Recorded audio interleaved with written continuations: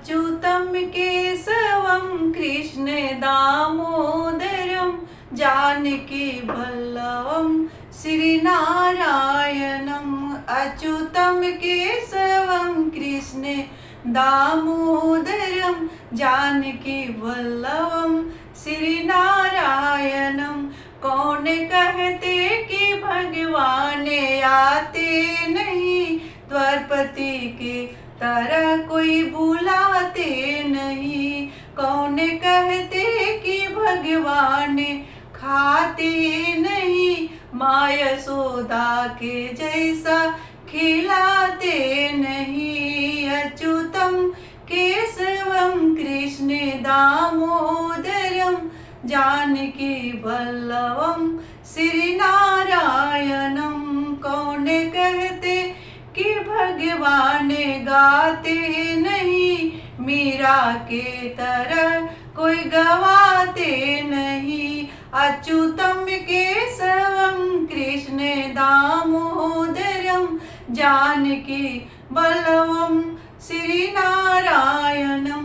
Hi guys, welcome to my blog. मैं आपकी मृत्यु शुक्ला आज लेकर के आई हूँ बहुत ही अनंत चतुर्दशी का सुंदर ही बहुत कथा है, जो कि 9 तारीख को है। दिन पड़ा है शुक्रवार, अनंत चतुर्दशी का। ढेर सारी बधाइयाँ एवं शुभकामनाएं मेरे जितने व्यूअर्स हैं। आप लोग खुश रहें, स्वस्थ रहें, मस्त रहें। श्री कृष्ण भगवान की कृपा आप लोग पर बनी रहे सदा। मेरे जनार्दन आप लोग पर दया कृपा करुणा अपना बरसाते रहें। सो ज़्यादा न देर करते मैं अपने ये कथा को शुरू कर रही हूँ कि कथा जब व्रत छूट जाए तो कैसे इसको करना चाहिए। जब ये व्रत को अगर 2-4 साल हम लोग से छूट जाती है किसी कारणवश, तो हम लोग इस व्रत को कैसे धारण करें, उसके बाद में ये व्रत का क्या महिमा है और इसका कथा का क्या नियम है, बखान है, सो मैं इस वीडियो के माध्यम से बता रही। ये जो मेरी कथा अच्छा लगेगा तो मेरे वीडियो को लाइक करिएगा, शेयर करिएगा, सब्सक्राइब करिएगा। जब देखो दोस्तों, जब भी अनंत चतुर्दशी है सो श्री कृष्ण भगवान का बहुत ही प्रिय पावन पवित्र यह जो व्रत है। इस व्रत को करने के लिए क्या करना पड़ता है कि 14 धागा का, हम लोग कच्चा सूता का जो हाथ में बांधा जाता है उसको हम 14 उसमें धागे रहते हैं। सो 14 धागा को हम लोग, अगर ब्राह्मण आपके यहाँ पंडित आता है पूजा कराने तो ठीक है, अगर नहीं आता है तो उसको हल्दी में दही में भिगो करके कृष्ण भगवान को गंगाजल रख करके उसमें भिगो करके और अपने हाथ में बांध ले कृष्ण भगवान को, कथा को सुन करके।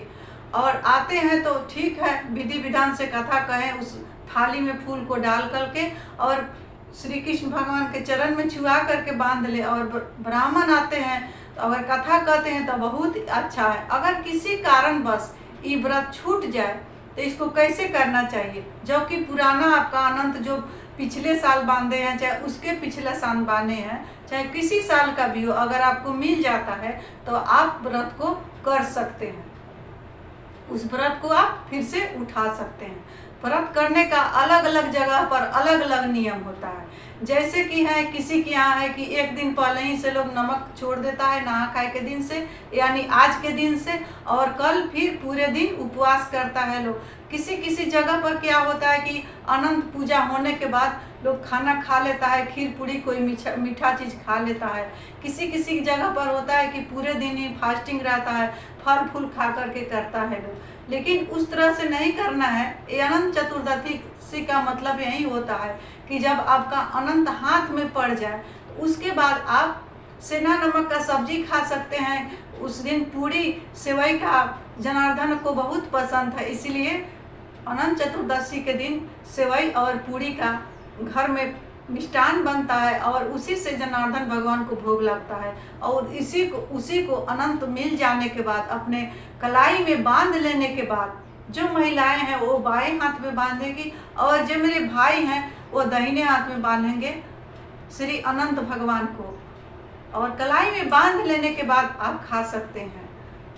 किसी किसी को किसी कारण बस अगर हम लोग नहीं भूखे रख सकते हैं, जो मेरे बीमार भाई हम बहने हैं, जो प्रेग्नेंट मेरे, उनको क्या करना है, उनको जब जैसे कि सुबह में आप अनंत भगवान को क्या करें कि ढूंढिए, थाली में लेकर के जल लीजिए, गंगा जल लीजिए, उसमें दूध दही शक्कर मिला दीजिए, फूल कुछ डाल दीजिए और अनंत भगवान को ढूंढिए उसमें से और माथे में लगा करके बांध लीजिए और आपको खा करके अपना दवा खा सकते हैं।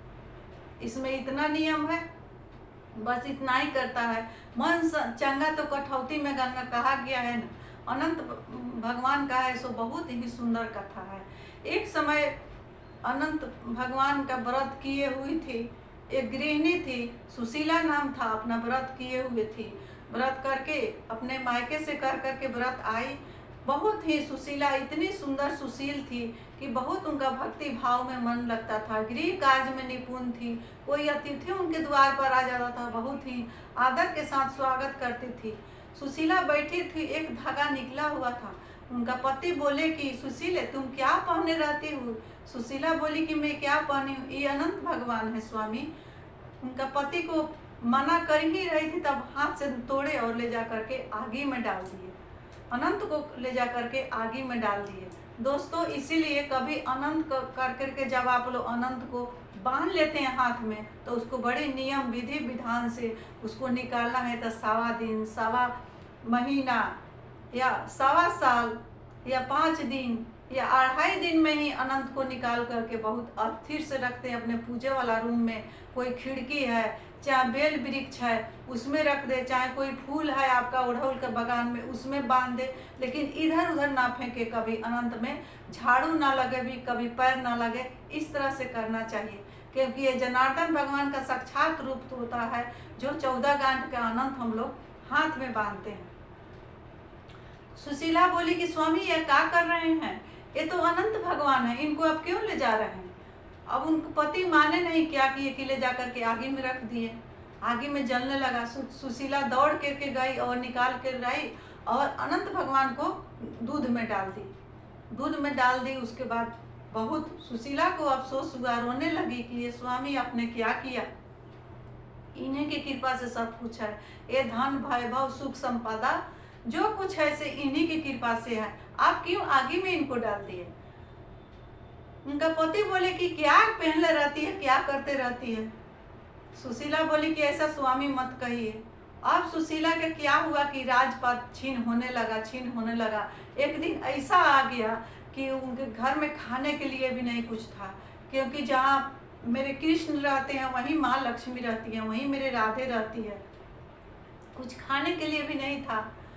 अब इनको बहुत ही तकलीफ होने लगा। सुशीले से बोले, सुशीले मैंने क्या गलती किया कि इस तरह से मेरे घर से सारा धन छीन हो रहा है? सुशीले बोली कि स्वामी आप तो मेरा बात माने नहीं और अनंत भगवान को मना कर ही रही थी, तब तक आगे में जाके आप रखती है। उनसे क्षमा मांगिएगा, पाप का प्रायश्चित कीजिए, तभी अनंत भगवान क्षमा करेंगे, तो फिर हम लोग को घर में अन्न धन वैभव संपदा तो आएगी। अनंत भगवान के खोज में उनका पति जो थे सुशीला का से निकल गए और बोले कि जब तक अनंत भगवान नहीं मिलेंगे तब तक हम आएंगे नहीं घर में। इस तरह से प्रण करके अनंत भगवान को खोजने के लिए चल गए। रास्ते में गए, सबसे पूछते थे कि अनंत भगवान मिले हैं, अनंत भगवान को आपने देखा? अनंत भगवान कोई नहीं कहता था कि हम लोग अनंत भगवान को देखें। 2 नदी थी, आपस में मिली हुई थी, इधर का पानी उधर जा रहा था, इधर का पानी उधर आ रहा था, कोई उसका पानी नहीं पी रहा था। उससे पूछे कि हे नदी, आप लोग अनंत भगवान को देखे? नदी बोली कि हम लोग कहाँ देखे, हम लोग तो अपने ढूंढ रहे हैं कि अनंत भगवान तो मिलते तब पूछते कि हम लोग का पानी लोग क्यों नहीं पीता है? सारे जलाशय का लोग पानी पीता है, हम लोग का पानी क्यों नहीं पीता है? फिर जा रहे हैं कि देख रहे हैं कि आम का पेड़ है और आम के पेड़ में पेड़ फड़ा हुआ है और उसका फल में कीड़ा लग रहा है और गिर जा रहा है, उसको कोई नहीं खा रहा है। इस तरह से आगे बढ़ते जा रहे। आम का वृक्ष से पूछे कि ये वृक्ष आपने अनंत भगवान को देखी? आम के वृक्ष बोले कि मैंने तो अनंत भगवान की ही खोज रही हूँ कि मिलते तो पूछते कि हे स्वामी मेरा फल क्यों नहीं कोई खाता है और इसमें कीड़ा क्यों लग जाता है? जा करके मिलेंगे तो पूछिएगा अनंत भगवान से। इस तरह से कहते हुए जा रहे हैं।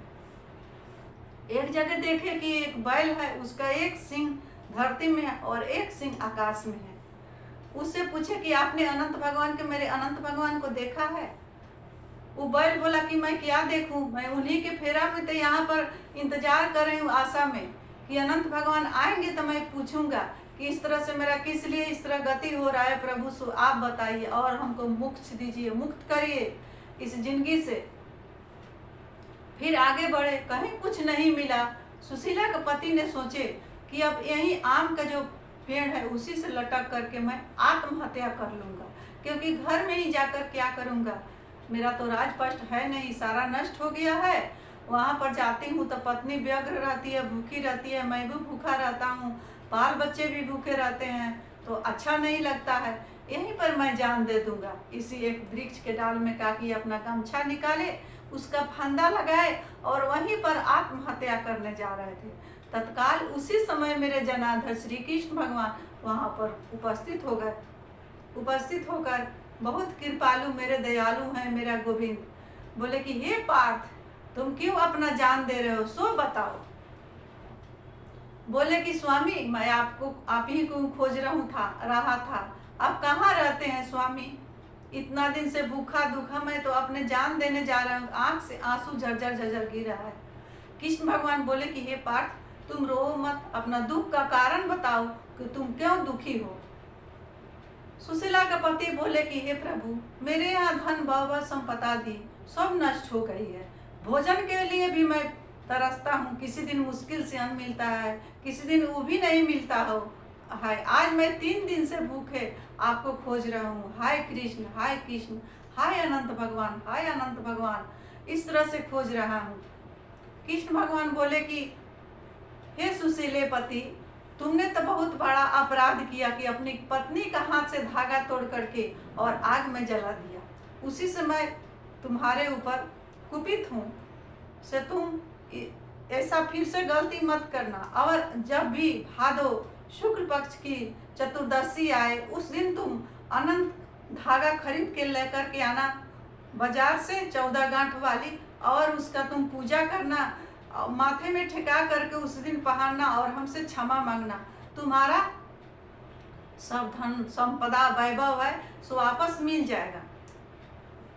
इतना कहने पर सुशीले पति थे से बहुत प्रसन्न हुए। हे बोले कि हे करुणा सिंधु, हे दया सिंधु, आप बहुत कृपालु और दयालु हैं। ये जो मेरे रास्ते में मिली थी, पहले 2 नदियां मिली थी, जो नदियां का पानी इधर से उधर बह के जा रहा है और इधर से इधर बह के आ रहा है, वो लोग आप ही का इंतजार कर रहे हैं जनार्दन। उनको बताइए कि किस कारण से नदियां का पानी इधर जा रही है, उधर से उधर जा रही है और कोई उसका पानी नहीं पी रहा है। आप लोग बताइए, क्योंकि जाते वक्त मिलेगी, पूछेगी तो मैं क्या उनको जवाब दूंगा। कृष्ण भगवान बोले कि ये 2 नदियां है सो 2 आपस में बहन थी। जो बहन अपने पूजा पाठ करती थी, जो दान पुण्य करना होता था अपने में कर लेती थी, उसको देती थी, उसको देती थी, किसी ब्राह्मण को नहीं देती थी, किसी दूसरे को नहीं देती थी, इसीलिए उसका कोई पानी पीता नहीं है। तब बोले कि हे जनार्दन, वो कौन है जो आम का पेड़ है और उसका फल लगता है लेकिन कोई खाता नहीं है और उसमें कीड़ा पड़ जाता है और गिर जाता है, इसका कारण बताइए। तो बोले कि कृष्ण भगवान की ये फल था, आम था, एक किसान था और उसके यहाँ फल बहुत आम का होता था, सड़ जाता था, वो किसी को नहीं देता था, भले उसका आम भिगा जाए, सड़ जाए, लेकिन किसी को नहीं देता था। इस कारण इस फल को किसान आम के वृक्ष के रूप में वहाँ पर खड़ा है और उसका कोई फल नहीं खाता है, इसीलिए कि एक फल न किसी को दिया है न दान किया है, इसलिए उसका फल में कीड़ा पड़ जाता है आम में और कोई नहीं खाता है। बोले फिर सुशीले पति बोले कि हे करुणा सिंधु, ये बताइए ये कौन सा बैल है जिसका धरती में एक सिंह है और एक सिंह आकाश में है। कृष्ण भगवान बोले कि ये पूर्व जन्म में ये भी किसान था और उसके घर में बैल था। उस बैल को दिन भर जाप लगा करके मारता था, बांध करके, और उसको हल जोतते रहता था, उसको कुछ खाना नहीं देता था। इसी कारण इस जन्म में एक किसान उस तरह का बैल बना है और उसके यहाँ जा करके उसका एक सिंह धरती में है और एक सिंह आकाश में है और उसका कोई उसको छुड़ाने वाला और हटाने वाला नहीं मिल रहा है। मनुष्य जैसा कर्म करता है उस तरह का फल मिलता है। जा करके कहिएगा कि उस बैल से कि तुम ऐसा ऐसा कर्म किए हो, इसलिए सबके लिए सुशीले पति बोले कि आप सबको क्षमा कर दीजिए और सबको मुक्ति कर दीजिए। कृष्ण भगवान बोले तथास्तु। उस तरह से कर कृष्ण भगवान वहीं अंतर ध्यान हो गए और सुशीले पति वहाँ से लौटे सब भेटाया। बैल को भी बोले कि आप किसान थे और अपने बैल को आप मुंह में जाप लगा करके जोतते थे हल और खाना पीना नहीं देते थे, इसी कारण आपका ये गति हुआ है, आपका भी मुक्ति दे देंगे श्री कृष्ण भगवान। उनको बहुत आशीर्वाद दिए बैल और उनका भी मुक्ति हुआ। फिर चले तो आम वृक्ष बोला कि अनंत भगवान मिले थे। सुशीले पति बोले कि हाँ मिले थे। बोले कि आप तो भी किसान थे, आपका बहुत आम का बड़ा पेड़ था, आप किसी को आम नहीं देते थे, आम सड़ जाता था, गल जाता था, फेंका जाता था, लेकिन किसी को नहीं देते थे, इसी कारण आपका आम में कीड़ा में लग जाता है फल में और कोई नहीं खाता है। आपको भी मुक्ति मेरे जनार्दन श्री अनंत भगवान देंगे। फिर चले वहीं जो दो गंगा बह रही थी उससे मिले। दोनों बोली कि श्री अनंत भगवान मिले। बोले सुशीले पति कि हाँ मिले। तो बोले कि ये दोनों बहन थी, ये दोनों बहन आपस में ही दान पुण्य जो भी करती थी वो बहन उसको देती थी, ये बहन उसको देती थी, किसी को दान नहीं देती थी, अपने में आपस में लेन देन करती थी। इसीलिए दोनों नदी बनकर बह रही है और इसका कोई पानी नहीं पी रहा है। आप लोग का भी मुक्ति दे देंगे श्री मेरे अनंत भगवान। इस तरह करके जब घर में पहुँचे देख रहे हैं कि वहाँ पर भादों का यही शुक्ल पक्ष का अनंत चतुर्दशी के दिन जैसे आए, उनका पत्नी पूजा कर रही थी, वहाँ पर अनंत भगवान को ढूंढवा रही थी और अपने माथे में लगाकर पहन रही थी और अपने पति के लिए अनंत रखी थी और इंतजार कर रही थी। जैसे सुशीला का पति आए घर में पैर रखे, उसी समय हाथ में जैसे अनंत बांधे, उसी समय उनका आन धन संपदा पहले की तरह सारा कुछ भर गया और सुखी से दोनों प्राणी सुखी पूर्वक रहने लगे और अंत में उनको वैकुंठ का वास मिला। सो मैं इस कथा आप लोग को सुनाई हूँ। जो मेरी कथा अच्छा लगेगा तो आप लोग मेरे वीडियो को लाइक करिएगा, शेयर करिएगा, सब्सक्राइब करिएगा।